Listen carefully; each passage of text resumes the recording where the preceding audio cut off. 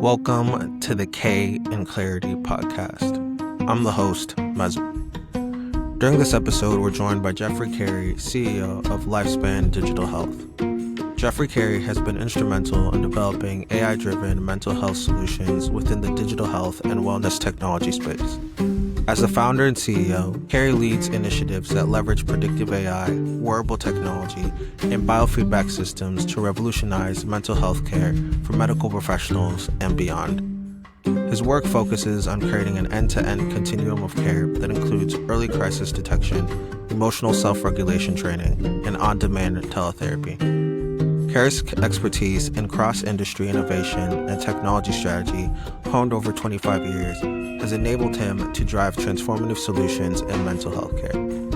His leadership roles, including Vice President of Strategy, Digital, and Innovation Operations at Wells Fargo, have positioned him as a thought leader in integrating advanced technologies like wearable emotion monitoring systems and AI-powered conversational agents into practical healthcare applications. These innovations aim to make mental health support radically accessible, scalable, and evidence-based, addressing critical gaps in traditional care models. In this conversation, we discuss the critical issues among healthcare professionals, Jeff's personal journey into healthcare innovation, and the importance of customer discovery in developing effective solutions. The conversation also covers the role of AI in machine learning in healthcare, the challenges of data sharing and privacy, and the need for personalized medicine. Jeff emphasizes the importance of partnerships and collaboration in addressing systemic challenges in healthcare, as well as the significance of well-being for healthcare workers. This episode concludes with the insights on future trends in healthcare and the importance of perseverance in building sustainable solutions. If this is your first time tuning in, here's the gist. The healthcare industry is buzzing with innovations, but there's a lot of noise and misconceptions out there. That's where we come in. Because of my experience in the healthcare ecosystem, I've gained a unique vantage point into the industry's inner workings. We're bringing you the conversations that typically happen behind boardrooms and strategy sessions, the real challenges, innovative solutions, and game-changing insights that are reshaping healthcare as we know it. On this podcast, we're bringing you face-to-face with the industry's leading healthcare founders, executives, and innovators. We're talking about the nitty-gritty of building and scaling healthcare companies, the hurdles they have overcome, and the strategies that have led to their success. More importantly, we dive into the personal challenges that come with trying to change a system as complex as U.S. healthcare. So whether you're a healthcare entrepreneur, a medical professional, or just someone passionate about the future of healthcare, this podcast is your backstage pass into the minds shaping the industry. Now let's have Jeffrey tell us a little bit about themselves. Welcome, Jeffrey, to the K in Clarity podcast. For the people listening, can you give a brief overview of who you are and what it is you do? Sure. My name is Jeff Cary. I'm original founder and CEO of Lifespan Digital Health, Inc. And we build early warning systems to be able to identify physicians and nurses, healthcare professionals that's at risk for burnout. Burnout being one of the number one factors of physicians and healthcare professionals leaving their professions. Well, it's a pleasure to have you on. I know we have some serious topics today, but before going into all of that, we usually like to do an icebreaker. And so my question for you is that if you could build, a serious game with all the things that you've done in your background with bioinformatics, risk management, and digital health, what would be its main objective and how would it really revolutionize healthcare? I don't know about revolutionizing healthcare, but it would serve an unmet need. When my daughter died, she left behind 4 young boys and found out that they were all neurodiverse. They all had autism. So, if I had a magic wand and could do anything, it would be building an emotional responsive 3D virtual learning environment that would be able to provide social emotional learning, those social foundational skills that they need to be able to integrate into normal society and to be able to live independently. That platform would respond to their ability to navigate through different 3D scenarios and be used biofeedback in order to monitor, their responses, and that would help them build vagal tone and build resilience. And so that would give them the foundation for the social skills as well as learn how to cope with their emotions. in real time. Thank you. And I'm sorry about, what you had to go through. I know we discussed it a little bit briefly before, but on your side, as well as what you've been through and, your experiences, I know you're a very skilled man with a lot of resources. So how did you actually get into the healthcare space, and what piqued your interest as well to actually want to develop even more? Well, like I said, it kind of found me, and it was started off, when my daughter died with the kids. I started research into behavioral health. I was all financial services before then, mostly, and so it started off with the situation with my grandsons, and it continued when my daughter went to college. And first year she was good, second year she flunked out. And it was only after she left college that I learned that she had overwhelming stress and anxiety, and she was actually suicide ideating. And so I looked at, what the issues were there and how I could help her. And since I've been in technology for 45 plus years, I went back to my roots to see, what are the things that could be used to help her there, and found that there was another underserved, marginalized population of college students. And there was a lack of resources to help them adequately with their mental health. And so, I looked there, got a grant, did research, and it led me to where I am now with Lifespan Digital Health, looking at the wellness and mental health and behavioral health needs of physicians. How's your background as well in, financial services and technology really made an impact on you today and what you do? Well, really, both industries is heavily relying on technology to manage data, the same as financial services. Both industries rely heavily on technology to manage data, to streamline processes, to improve decision making. Both industries employ risk management strategies to identify and assess and mitigate potential threats. Both industries recognize the importance of educating their clients or patients to make informed decisions and achieve financial stability. And additionally, both industries are moving towards a more holistic approach and focusing on long-term well-being of their clients or their patients. And altogether, that's something that you built on. Can you also speak on the things that you had to do while getting that grant and the research component there and working with students, and how that's been for you? It was eye-opening because it was across the board. You would think that the leaders in academia would be really concerned about the health and wellness and it would be 100%. So when we started doing our customer discovery, we found that it was across the spectrum, 0 to 100. At the 0 end, some of the leadership only was concerned about enrollment, keeping their numbers up. And where on this complete opposite end of the spectrum, there were leaders that were passionate about the wellness and health of their student population and did all the things that were necessary and brought all their resources to bear. So it was eye-opening doing that customer discovery. And when we did the grant, we worked with George Mason University and Purdue University, and it opened our eyes to how broad the need was, and how different perspectives were across academic leadership. What's it like, working and potentially selling into academia? That's a little bit of a different type of customer. Yeah, it is. And it's a long sales cycle, and it's difficult, really, really difficult for a startup navigating those waters because, there are different regulatory boundaries that you have to go through, privacy issues, security, data privacy, all of those things. And, you have to have a mature product in order to get in there that's been proven. And so a startup going in has to navigate some pretty dicey waters. It was difficult. What are some lessons that have taken away that have made you successful? I know you're still building, but things that you've built upon your success. Don't follow the shiny things. Look for something that is really going to meet the unmet need. It may not be pretty, it may not be glamorous, but make sure that it's based in evidence and that it works. And that you don't do a field of dreams. You don't build it and hope they'll come. but have that user input all along the way. I think that's a detriment sometimes that I've heard before of, leaders, especially in healthcare, is build it and they will come. But Yes. sometimes that that's not going to happen. And so how do you think about, building a mature product, especially in a space like healthcare, making sure that it's validated and, working with, these large systems as well? Is there any thoughts and ideas that you have around that? So this is what we're going through right now, where we're engaging different healthcare leaders. It all starts with customer discovery. And so do the hard work, do the customer discovery to find out what the needs are. Don't try going in selling them a product.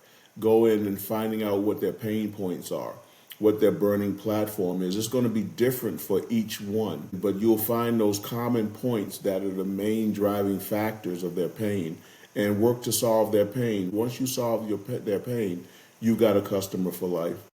I know I've discussed with another leader as well that, co-collaboration is something that's very unique, especially in the space of healthcare. How have you thought about that as well as you've gone into your workflow?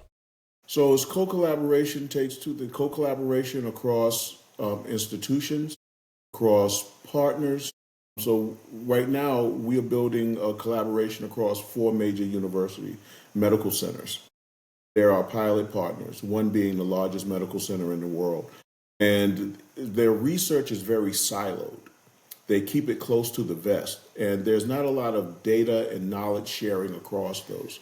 And so partnerships are key, collaborations are key, and we're working to prove that concept with this pilot that we have coming up starting in April across 4 institutions where we'll be sharing data across them, looking to identify novel discoveries and seeing what commonality and common points there are. So partnership is key. I think with what you discuss with leaders, what are some maybe common points that you see in healthcare that, people really want solved that you guys are trying to solve with your own solution? Well, it can't be all at an individual level. There are also some systemic challenges that are there. So you can't just address someone's personal wellness without addressing the systemic factors that impact that wellness. So with physicians, they don't have, their processes or the culture is not giving more nights at home. Or yes, you're going to work these 8 to 18-hour rotations. And there's no incentive. Or the x-ray machine is broken and we can't get it fixed, or I can't find out our process won't allow me to find out what nurses are assigned to this particular patient. So some of the things that are systemic in nature in the healthcare system, we have to address those pain points at the same time as we address personalized wellness. I know as well that, as a technologist, you probably have a lot of thoughts on artificial intelligence and machine learning and probably large language models as well. How do you think about that, especially in the work that you do today? Well, we're starting to use AI and machine learning. AI is a good catchword. Machine learning, people can use it for your superpowers for good. They can use it for bad. And so, we're using machine learning to be able to identify novel relationships. We're using it to identify early someone that may be at risk, build a risk profile in order to get ahead of any manifestation of stress, anxiety, or burnout realistically, which leads to physician suicide, which leads to physicians leaving the practice and societally to a lack of physicians in rural areas or underserved communities. And so AI machine learning has its place. It's not the catch, it's not the goal, it's not the key to everything, but used properly, it could improve efficiencies. It could identify novel discoveries that were not apparent from plain view, but at the same time, it could be abused. Is there any worries that you have about AI or machine learning and what you do? Just the privacy issues and the invasion of someone's personal privacy, what it can discover, and then who has access to it. Like I said, you can use your superpowers for good, or you can use those superpowers for bad. And in the wrong hands, just like anything else, If it's abused, it could have negative impacts. But placed in the proper way, and not just using AI for AI purposes, but using AI, and I call it empathetic AI. So if you use it with empathy and with care and for the right reasons, then AI is fantastic. How do you think about, data sharing within the larger context of, the healthcare systems? A lot of these healthcare systems have their own way of that they're accessing their own information, which might not always translate with another system who has their own way that they do their own things. So what are some larger thoughts that you have within data sharing in that larger context? Well, there has to be some kind of data sharing agreement, and data comes in all different formats.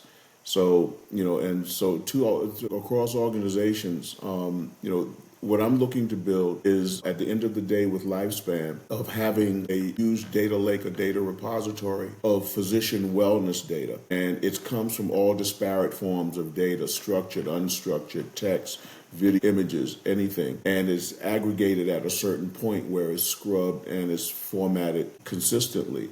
And so, that's where it all lines, formatting it and getting and integrating disparate data.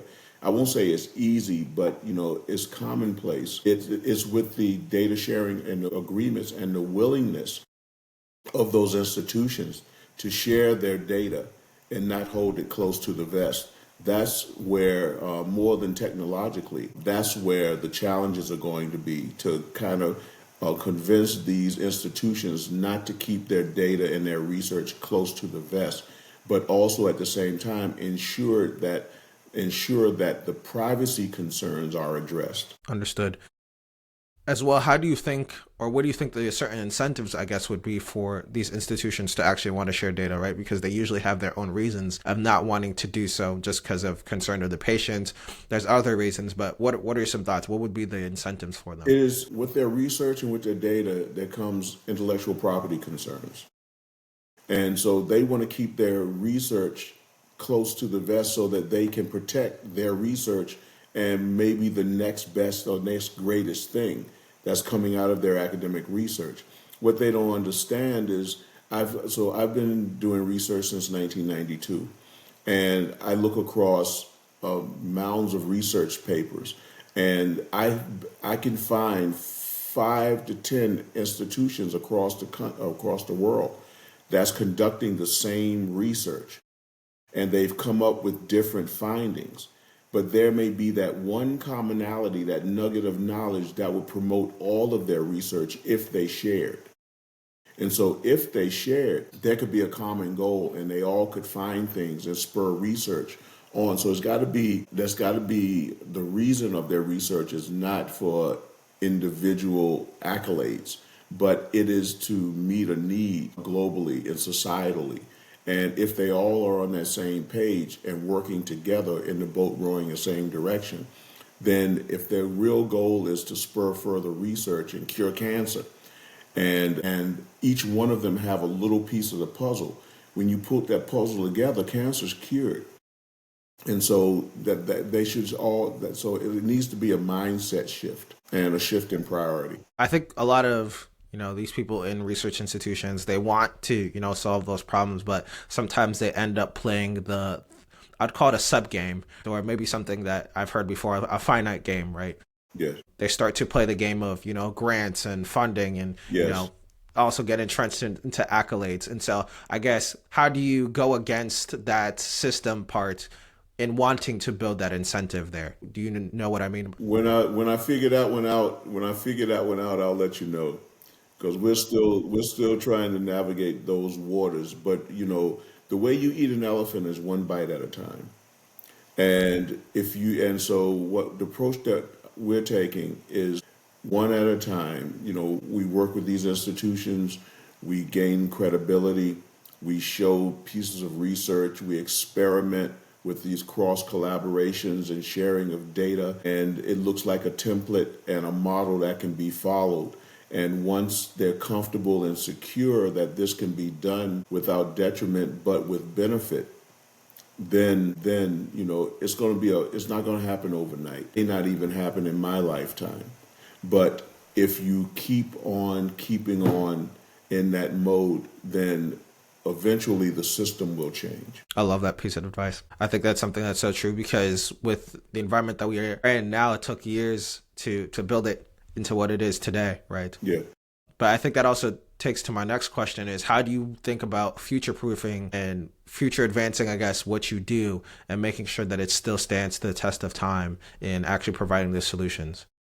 It goes back to what I said in the beginning is, I'm not building a flash in the pan. It depends on what your incentives are for building your company.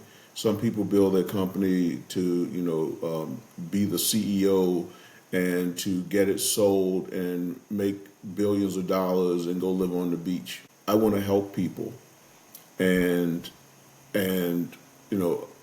what I want to build. Whenever I come and speak to a partner or speak to an investor, it is to build a sustainable foundation, and to build upon that foundation, not to be the flash in the pan, not to be the next best thing or the next greatest trend, but to build something that's sustainable and that will be here long after I'm gone. And so we're doing the things, putting the building blocks in place, putting the teams and people in place that have that commitment, that have the experience and have the same mindset, that we want to build something that leaves a legacy. I know as well, kind of switching gears here, that you talked about, how you guys are helping physicians. Has there been maybe a story or something that you've heard from a physician that has truly hit you and made an impact on you and the work that you're doing to continue to propagate in that way? Not from just one physician, but there are multiple stories that I hear from physicians that, when they came into the residency, they were gung-ho, they wanted to save the world. And then reality set in with with what the grind was, and the lack, and in some instances the lack of support from their leadership that had them wondering, why am I here, and what do I want to do, and then I feel stuck because I've gotten all of these expenses and these medical school bills that I've gone through, and I have to make a living, and I'm stuck. And then they get to alternative coping strategies, and then some even commit suicide. And those are the hardest that I hear. Physicians, when I hear of a physician committing suicide because of overwhelming burnout and being at their wits' end, those are the people that I'm looking to reach also to help. It's also a societal problem where the cost of replacing one physician is $1 million. So it has an institutional and societal cost also. And when physicians leave, it costs $1 million to replace them. And a lot of times they leave from underserved and marginalized communities. And that is a lack of physicians and medical professionals in Black and rural areas, minority areas, underserved areas. So, there's a population, and that feeds into the whole population health management, the unwellness of whole communities. How are you even finding and speaking to physicians? What are some things that you think about there? So one of my partners is the head of emergency medicine at UA Banner. He has a wealth of contacts. We're also part of the incubator system at the University of Arizona, the Center for Innovation. And we have a myriad of mentors around us. And so we get references from all of those contacts, from referrals, from introductions through our team, from presentations and activities and events that we attend. We get it's word of mouth as well as LinkedIn. That's really, really cool. I guess as for you as well, what's it like being in Arizona and being that space, which is a large health system space as well, besides what people usually think of in, Boston and, New York and all these other places? What's it but like being in that particular space? Being in Arizona was the best move I ever made. I was from New York, and then, I spent 15, 16 years in Georgia. And in both places, I pursued, entrepreneurial in life sciences and healthcare. And Arizona has been the most welcoming, and maybe because they are striving to be, remember when Boston used to be biotech central, and they are rapidly gaining recognition as a place to be to support healthcare, biotech, life science companies. And they're putting the resources, they're putting their money where their mouth is. Is it more from, a governmental level? Is it the community that's there? Is it the other entrepreneurs? Who are the people that are really bringing the support? An entrepreneurial ecosystem, government regulation, as well as academia and research. All of those things going hand in hand is making this a really vibrant ecosystem for startups and entrepreneurs.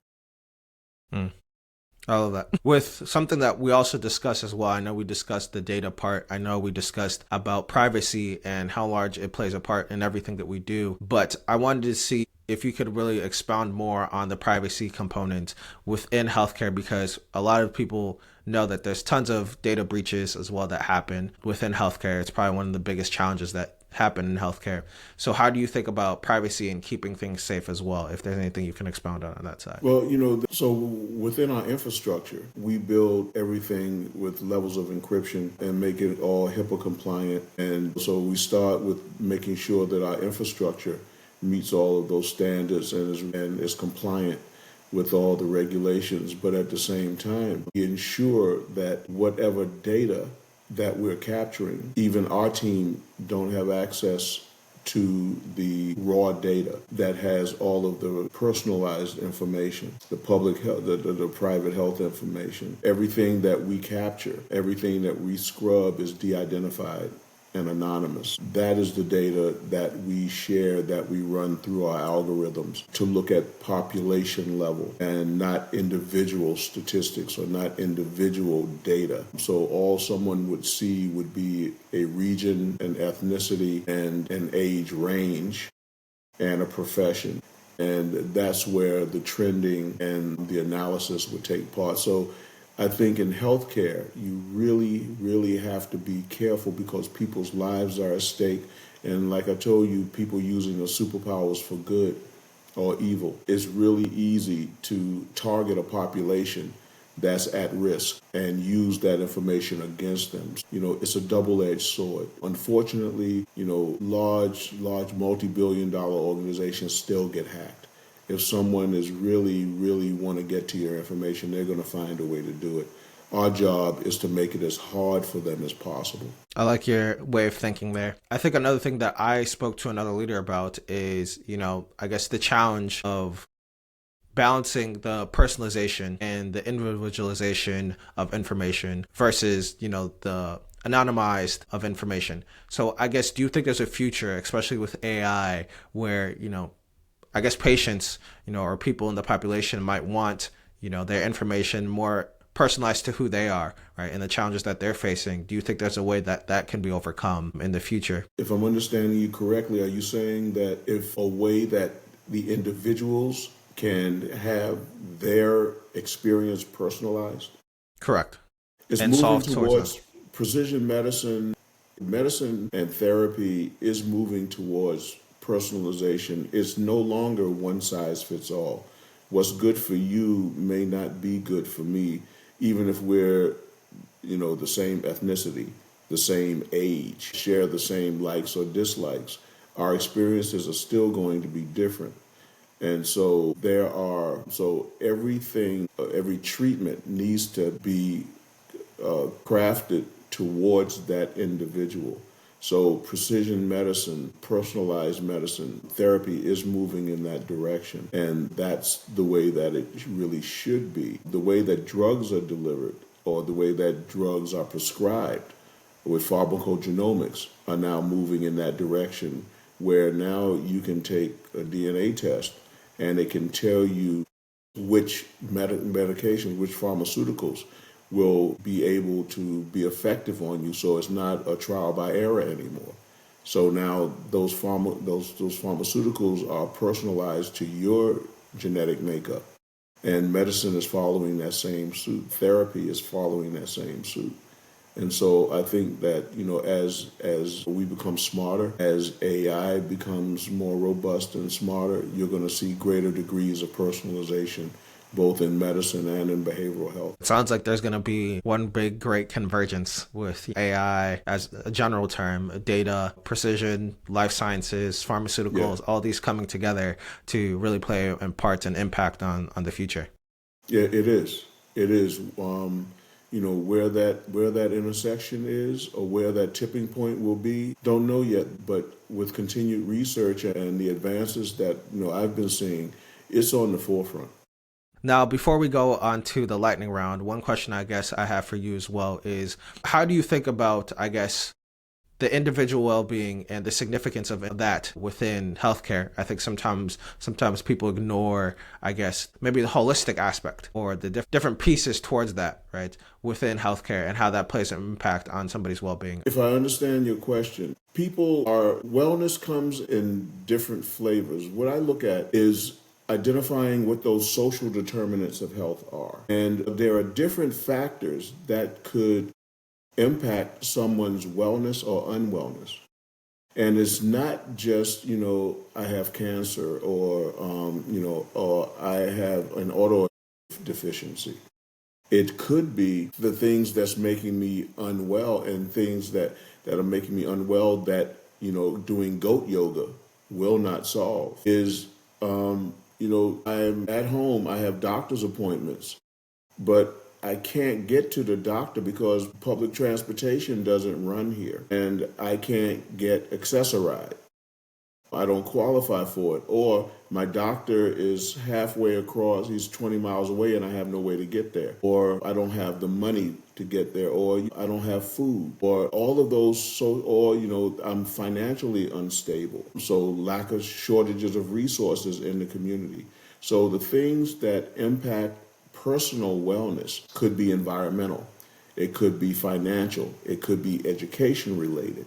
It's a myriad of things that's called those social determinants of health that impact people on a personal level, but it also impacts the community as a whole. And that's where you go into population health management, where the health or wellness of a community trickles down and it can impact the health and wellness of a person. Gotcha. Now on to the lightning round. So my first question for you is, what do you think is the biggest factor involved that makes a big impact in the success of a digital health startup? So it's making the experience frictionless. With doctors, what we heard is that making an impact and having them adopt it, if they have to go more than 1 or 2 clicks to get to what they want, they're not going to use it because their time is so fleeting. Give them information in small snippets. Don't give them long things that they have to read or a long drawn out experience. If they need to do an assessment, make it 2 or 3 questions, but make the experience manageable, make it frictionless to access, make it accessible. That's what we found is, take the user experience into account and then and your target audience and develop towards that. Perfect. On for the second question is, what's one of the biggest healthcare predictions that you have that you see foresee for the future in the next 12 to 24 months? Explosion in the use of AI agents.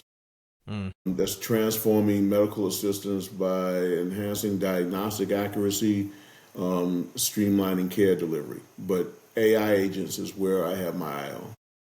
Gotcha. And the last question I have for you is, what's one of the best advice that has really made an impact in what you do today and persevering and pushing along through all the experiences that you've had in your life? I just reposted something today. It was about a bamboo shoot, about bamboo tree. So you plant bamboo. Year 1, you don't see anything. Year 2, but you keep watering it. Year 2, you keep watering it, and you still don't see nothing. Year 3, you keep watering it. You still don't see anything, and you're getting tired. But year 5, it peaks up out of the ground. And all the watering and nurturing that you've given it finally bears fruit. But 6 weeks later, it's 9 feet tall. And so if you persevere and you're dedicated and committed and you have a good idea that's validated, It takes time for it to get hold. So the main thing I say is don't give up. And if you persevere, your dream will show fruit.